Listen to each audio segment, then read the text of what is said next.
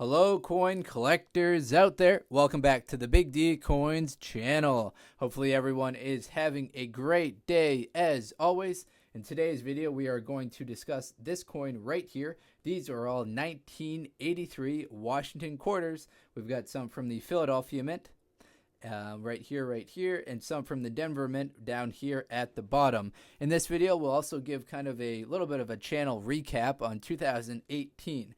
Now, the reason why I decided to make a 1983 Washington quarter video is because tomorrow is a new year, so I want to do a little bit of a channel look back for 2018 and touch upon some of the most popular videos for each denomination that were on my channel in 2018. And the most popular video for the entire channel was the 1983 Washington quarter video. So number one video on the channel was this coin topic right here. The video originally came out The original video that I made came out in December 11th of 2017.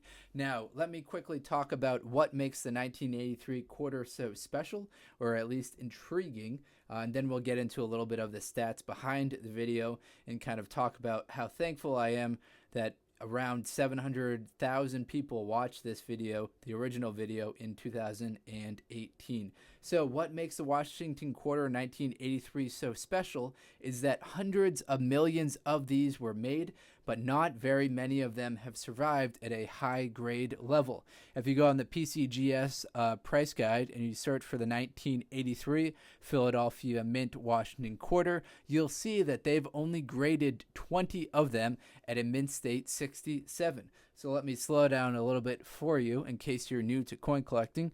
PCGS is a coin grading and authenticating agency, a company that is a professional graders of coins, so you can send it to them and they will, as experts in a third-party source, grade the coin for you.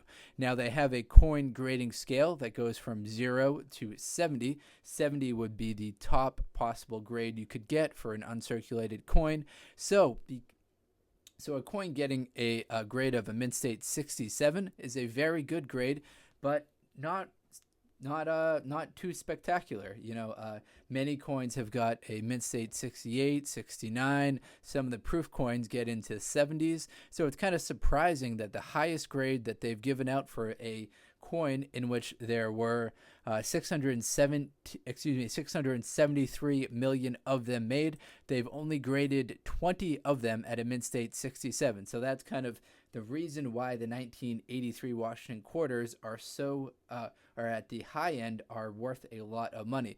Now, looking at some recent auction results, in 2016, one sold a mint state 67, sold at a heritage auction, which was graded by PCGS at a mint state 67 for $2,597. So the high-end 1983 Washington quarters are worth a lot of money. However, not that many have survived in the high end. Now, a reason for that, there are a couple different theories out there. Some of these theories people left on my channel as comments for the original video, so I appreciate that. But in the original video, I pointed out that in the 1980s, people were still fascinated and fixed on the 1964 and earlier Washington quarters. Now, I confirmed that with talking to my uncle, who has collected some quarters as well in the 1980s, and he mentioned that during that time, everyone was still focused on getting those silver quarters. So anything 1964 and earlier was of interest to them. Any quarters dated like 1980s, they were just tossed right back into circulation. It's also well documented that at the time, the mint was kind of going through some budgetary restraints, and they weren't replacing the dies as frequently as they should have. So they were making $600 million at both the Philadelphia and the Denver Mint, but they weren't replacing the dies as much as they should have.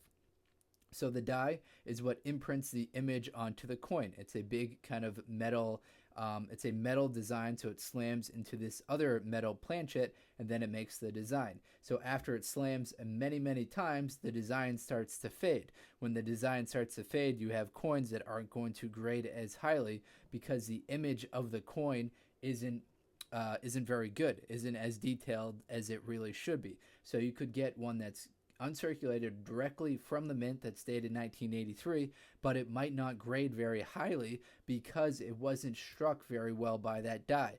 That die was probably worn out and should have been replaced earlier. So you want to get a coin that happened to have been struck by one of the dies when it was recently swapped out, so a fresh die would create the best possible image. You can also see here that the mint marks are drastically different from the two 1983 Denvers that I've got right here.